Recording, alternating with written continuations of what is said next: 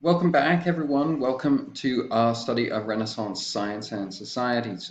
In previous weeks, we've looked at the political landscape of the Renaissance, getting into some more specifics, but generally staying pretty surface level, getting an overview.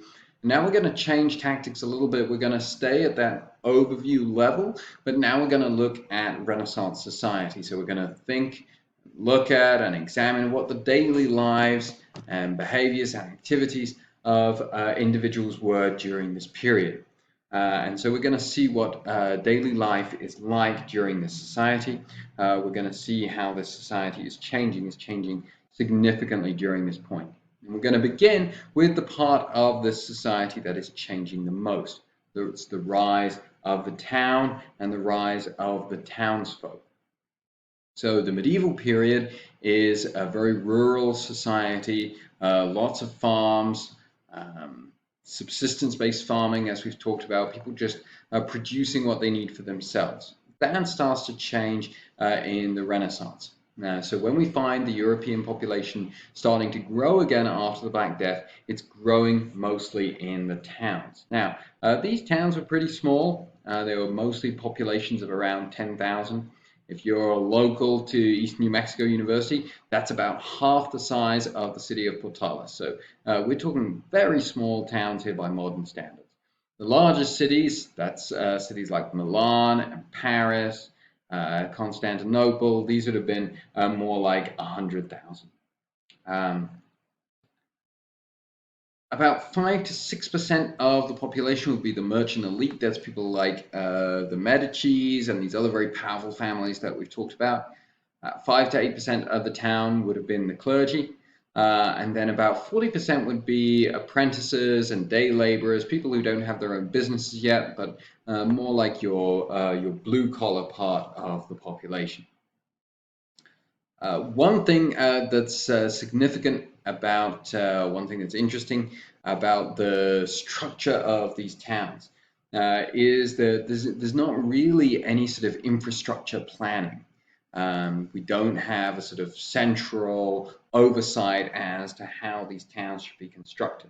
And so we have sewage, water systems, and it's all just kind of cobbled together. Doesn't change until the rediscovery of the works of a man called Vitruvius. And Vitruvius was a man from ancient Rome. We know that in the Renaissance there's this interest in recapturing the glories and the achievements of ancient Greece and Rome. Part of that is a rediscovery of central city planning in the way that the Romans had aligned water and sewage systems and road systems all together to make sure they were connecting the whole of the city or the whole of the town. And so we start to see Renaissance civic engineers starting to do that. But for the moment, you still have animals that are wandering through the streets. Citizens are growing vegetables around their buildings. Most people live in wooden buildings around the edges of the town. So this is a little bit of a whitewashed, and no pun intended, I'm realizing that I've made a pun, but it's kind of a whitewashed image of what Florence in the Renaissance would have looked like. Yes, you would have had lots of nice houses like these, but these were definitely the houses of people who were doing very well. Lots of people lived in more sort of wooden constructions, and they would use the outer wall of the city as an extra wall or as one of the walls of the house that was a little more permanent. So you can understand that these are still pretty fragile constructions. Here we have some more houses. The houses of the wealthy would have looked a little bit like this. Windows are becoming more common during this period. Inside the house, you would have found wooden furniture. Even among the wealthier members of this society, most of the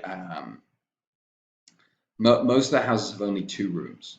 There's one room that's used as a living room and a bedroom, and one room that's used as a kitchen and a dining room. So that just kind of gives you a sense. I think today we're used to houses that have tons and tons of rooms. Even as far back as only 500 years ago, having 3 rooms in a house was a sign of a great wealth. So that can make us a little more grateful, perhaps, for the things that we have. Church bells were very important in this society. Church bells were the instrument that organized the day. The bells would sound throughout the day, the different times when the priests at the church, priests at the cathedral were supposed to be praying throughout the day, but these were aligned with the daily rhythm of the city. So the mid-morning prayer is the time when the gates are opened. Gates of the city would be closed at night, in case of attack or to prevent um, people who might be dangerous from coming into the city, dangerous or criminals. And so this would opened the gates, and also meant that the marketplaces that you can see depicted here, that these were open for business for the day. Typically, you would have a lot of religious festivals. There was an average of one religious festival a week. This is kind of the equivalent of the weekend for us in some ways. So my understanding is that people during this period, they would work most Saturdays, wouldn't work on Sunday. Sunday was a holy day, but there were also religious festivals that were holidays as well. And so in general, we estimate that people actually worked less during this period. There were more days off than most people experience today. I'm going to come to the guilds in just a second here. We find that people would bring their goods from the town, or sorry, from the contado, which is the countryside, the farmland, into the town. And bringing your goods into the town, that was the best place to go. That was where you would find the most people to sell your goods. But it was also meant that you were subject to a tax. We're told that the people in the countryside hated paying a tax coming to the city, and they would find all kinds of ways to avoid paying the tax, or to kind of sneak their goods in if they were selling something small, and then sell them inside the city without having paid the tax. So tax evasion, definitely something that people were trying to practice back then as well. And we have one great story about a farmer who was selling eggs, and he tried to smuggle the eggs in his trousers, and people knew he was trying to do this, and so they had him sit down, and then all the eggs broke when they forced him to sit down. Each of the different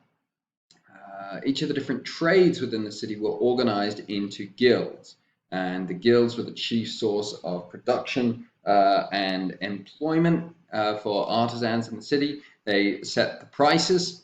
So if everyone is making pottery, woodwork, there's a set price that's set by the guild.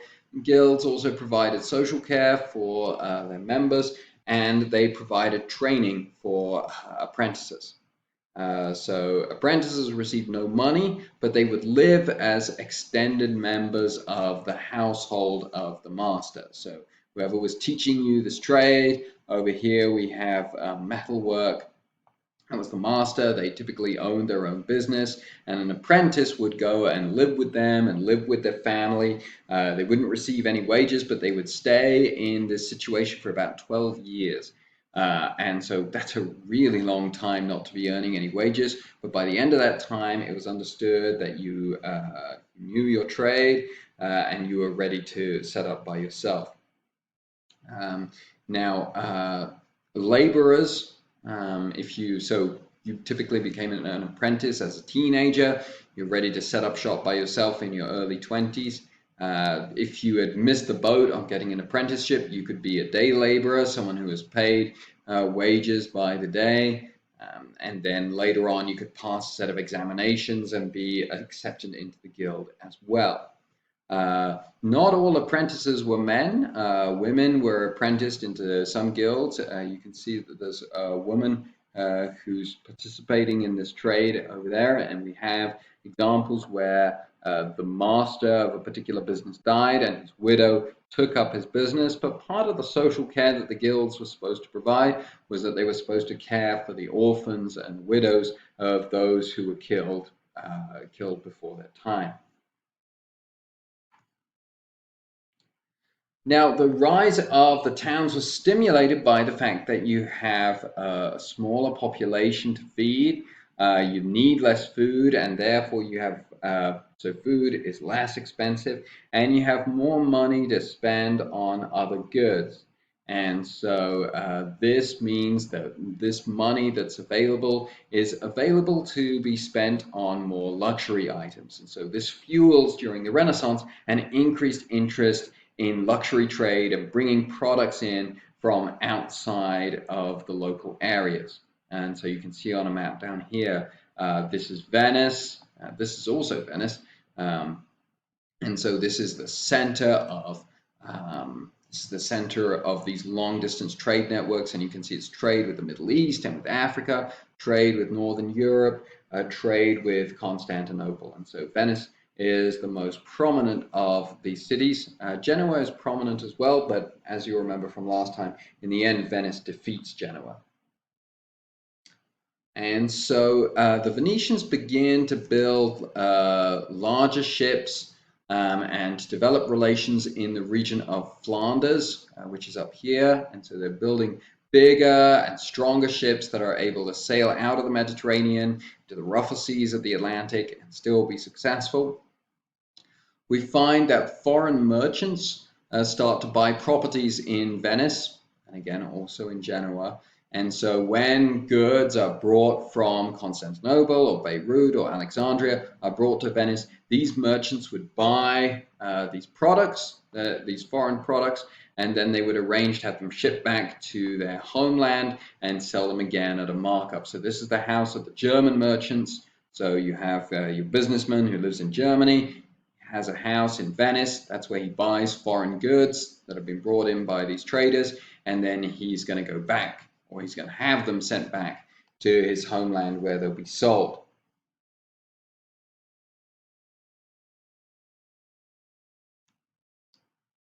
This integration of Northern Europe with the rest of the trading network of the Mediterranean that was more well established led to the development of the Hanseatic League. So this is one of the key terms this week. Hanseatic League is significant because it shows you the increasing influence and prominence of merchants in these societies. And so the merchants of the Hanseatic League is sort of basically a union of the merchants from all these cities, and they were able to establish very powerful monopolies over different trades. All these different trades came to be controlled by the Hanseatic League, and so they would insist that cities gave them good trading terms, that the taxes were lifted on them. They had some kind of tax breaks. And if you didn't give them those tax breaks, they would go to other cities. And so they had such control over all the different merchants and the different supply chains that they could basically bankrupt a city. We have accounts of a city that they decided to boycott for a year, and basically the city becomes sort of poor and empty, and no one's doing any business there anymore. So this gives you, Hanseatic League is significant by showing you how powerful these merchants were becoming.